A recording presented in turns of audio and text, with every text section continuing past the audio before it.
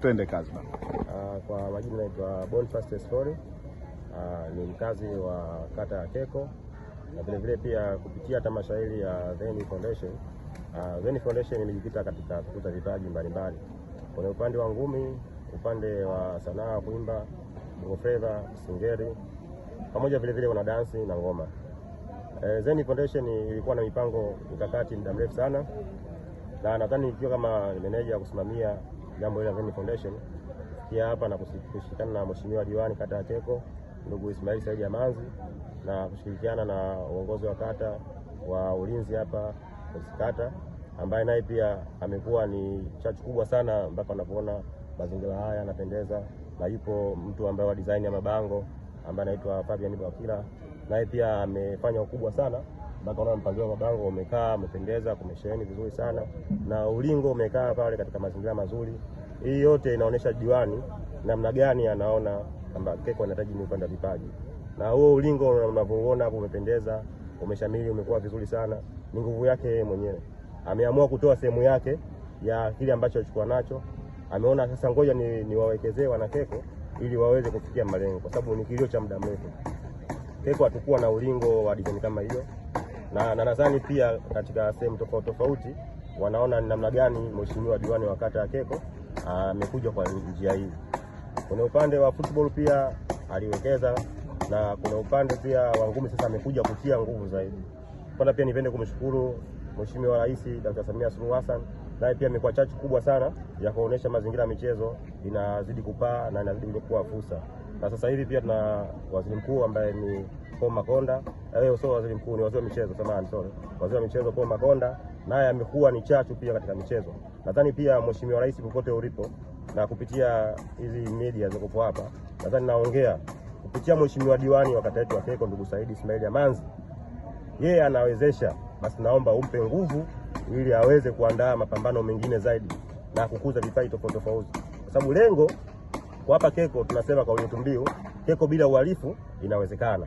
Na uhalifu huo tunasema tunaupoteza vipi? Maana lazima tuangalie vijana wanahitaji nini. Vijana kuna fursa mbalimbali ambazo wanazihitaji. Nini tuwafikie na nini tufanye ili waweze kufikia malengo haya.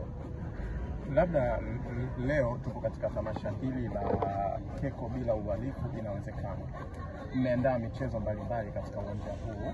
Sasa je, unavyoona katika michezo hii inaenda kuwanufaisha vipi vijana ili waachane na ile dhana ya uhalifu na kurudi kwenye kujitafuta, kila mtu na talanta yake? Kama unavyoona hapa kuna uzio ambao umekaa hapo. Leo hii tumefanya hakuna kiingilio. Sawa? Hii tunaonesha thamani kwamba ni namna gani tunawavuta wadau ambao wametuzunguka katika kata yetu na wadau ambao wapo nje ya kata. Kwa sababu kupitia huu mfumo tulioweka hapa, baadaye kutakuwa na mfumo wa kiingilio. Sasa hii itatengeneza vijana pia kujipatia kipato. Kivipi? Maana tutaweka amount ile ambayo kwa mfumo wa VIP, VVIP pamoja na round. Ile sasa itatengeneza mazingira ya kupata kipato, na kupitia mheshimiwa diwani atatengeneza management yake ambayo itaweza kusimamia. Na labda tuambie leo kwa hapa kunaendelea tukio gani?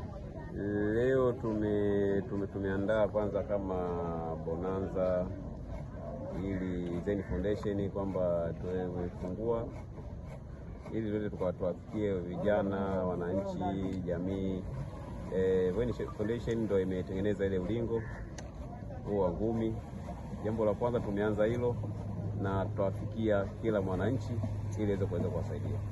Sasa kwa upande wa Veni itakuwa na faida gani kwa wananchi? Itakuwa inahusiana na nini kwanza? Faida ya kwanza upande wa Veni Foundation ni kuwafikia jamii na kuwasapoti ili waweze kupata maendeleo. Labda ulingo mlioanzisha mlioweka hapo, maana kuna mashindano. Kama kuna mashindano, kuna zawadi yote mmetenga au mashindano kurudisha tu?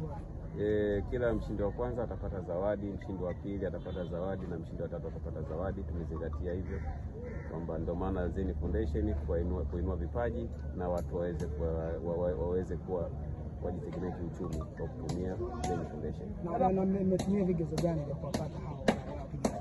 Vigezo, kwanza, jambo la kwanza nimeangalia kwenye kata yangu ya Keko, maana mimi ni diwani wa kata ya Keko.